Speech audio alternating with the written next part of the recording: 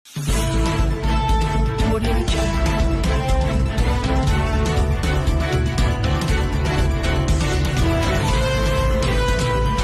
Audio Jungle.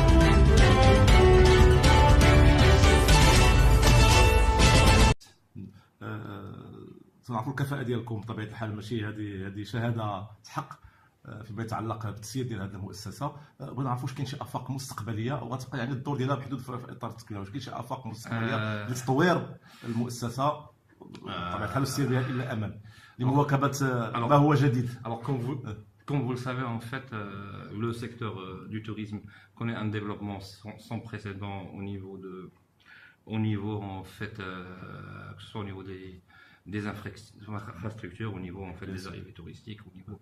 Donc là aussi, il faut accompagner l'évolution du secteur. Aujourd'hui, les sites, il est sur Tanger. Nous avons créé des classes délocalisées à Mohammedia, à Salé, à Gadir. Mais notre objectif par la suite, c'est diriger les sites en un groupe. Bien sûr. En un groupe avec des annexes dans les principales destinations touristiques. Bon, l'objectif par la suite, c'est de créer peut-être des annexes Marrakech, Agadir, Fès et entre Rabat Casa et Mohammedia, des annexes. Ça permettrait de répondre aux besoins du marché. Ça permettrait aussi du besoin du secteur et ça permettrait aussi d'être présent dans les principales destinations touristiques et près des principaux marchés touristiques. Parce que la proximité avec les professionnels du secteur, nous le considérons comme un véritable facteur clé du succès. Et bien sûr, les sites doivent accompagner l'évolution du secteur à travers les études, à travers la recherche, à travers la recherche, action, la recherche fondamentale de la recherche, action, à travers les enquêtes, etc. Parce que c'est un magnifique dispositif au service en fait de l'administration chargée du secteur du tourisme. تكلمتوا قبيله على التكوين بالنسبه لبعض القطار العربيه والصديقه وكونتوا العدد منهم. ما كتفكروش انك تفتحوا نواه، سورتو انا مغرب تيجي السياسه الان في افريقيا، ما تفكروش انك تنشئوا واحد النواه خاصه في افريقيا؟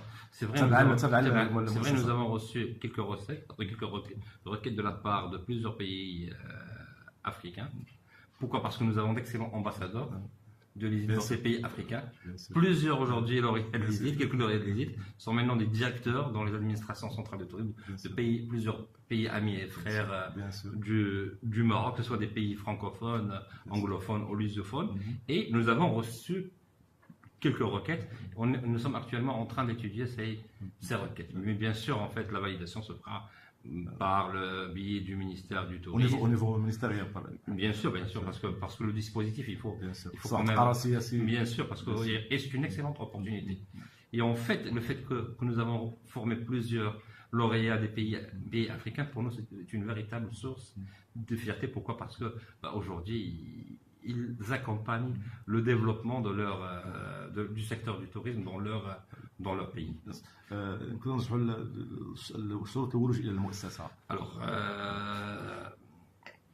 Alors l'ISIT reçoit quand même plusieurs demandes chaque année. Il y a à peu près pour chaque place pédagogique, il y a 30 demandes.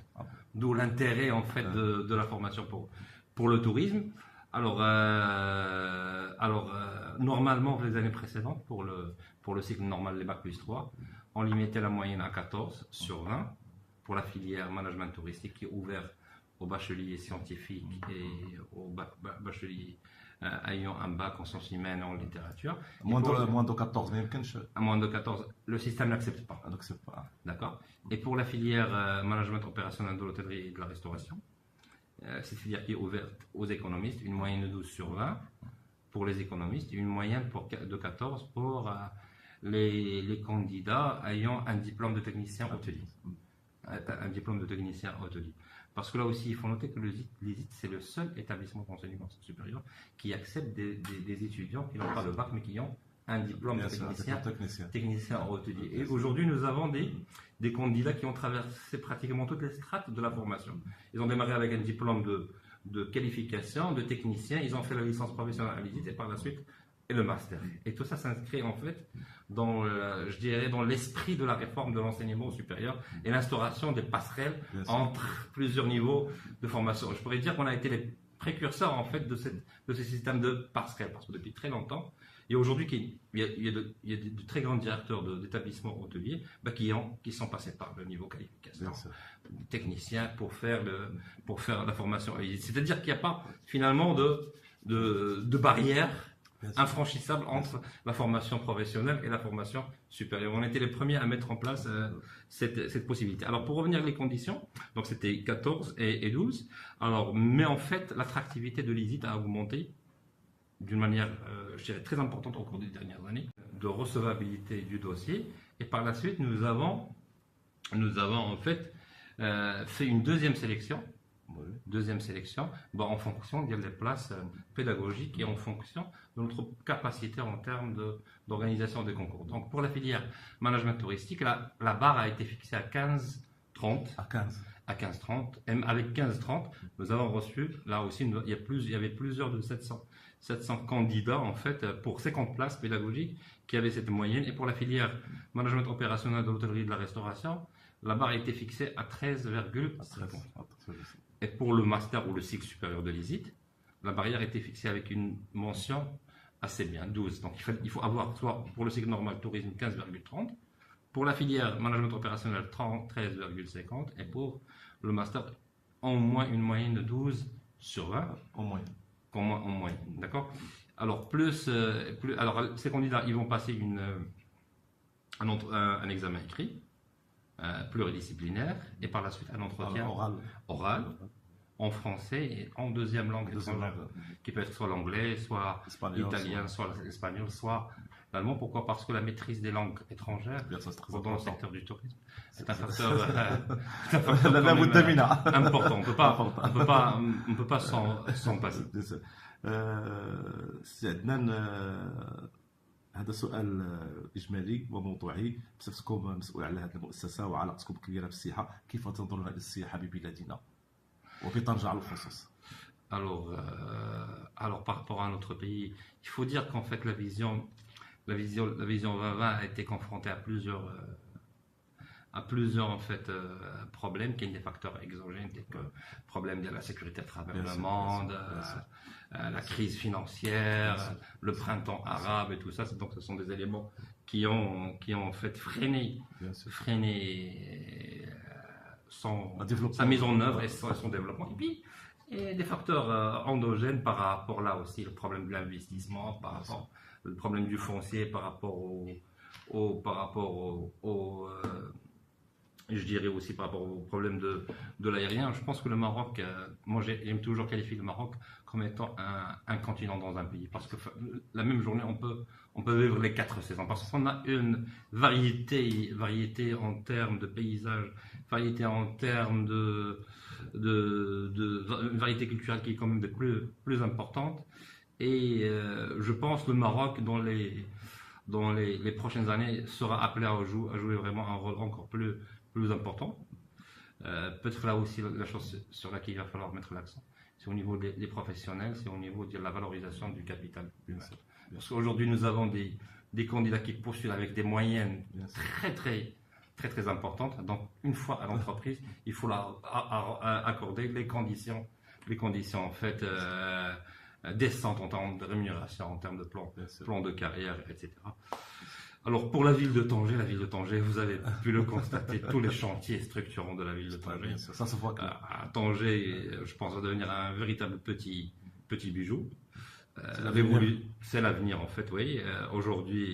Aujourd'hui, plusieurs, quand on va parler de la région Tanger aussi, d'accord, plusieurs grandes enseignes maintenant se sont installées, la ville de Tanger, et ça voudrait dire tout simplement qu'il y a une confiance dans notre pays, il y a une confiance dans cette région. Bon, pour l'instant, en fait, ce qui fait en fait le plus marcher la destination de Tanger, c'est le tourisme plus ou moins d'affaires.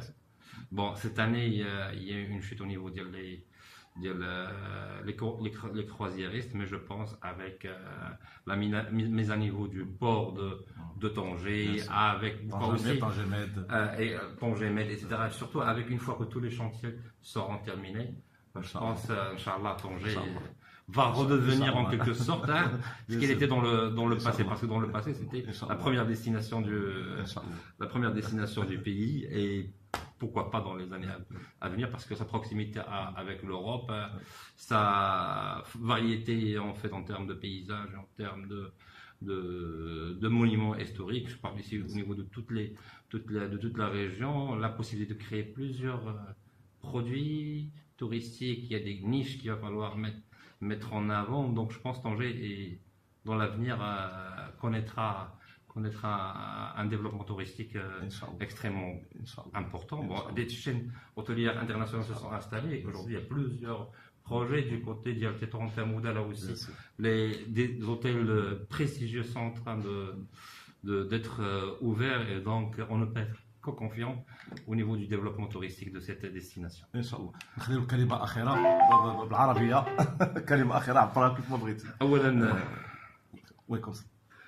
اولا اتقدم بالشكر لجريده المغرب العربي وموقع المغرب العربي على العمل الجاد اللي كيقوموا به. كنرحبوا بكم في مدينه طنجه، وكنرحبوا بكم في المعهد العالي الدولي للسياحه. شكرا. اللي كنعتبر انا شخصيا باسكو قبل ان اكون مدير المعهد فانا خريج من المعهد العالي الدولي للسياحه. هذا فخر. فاحنا كنفتخروا بهذا المعهد، كنفتخروا بالاساتذه ديال المعهد، كنفتخروا بالطلبه ديال المعهد وبالخريجين ديال المعهد واللي هما الان مهنيين.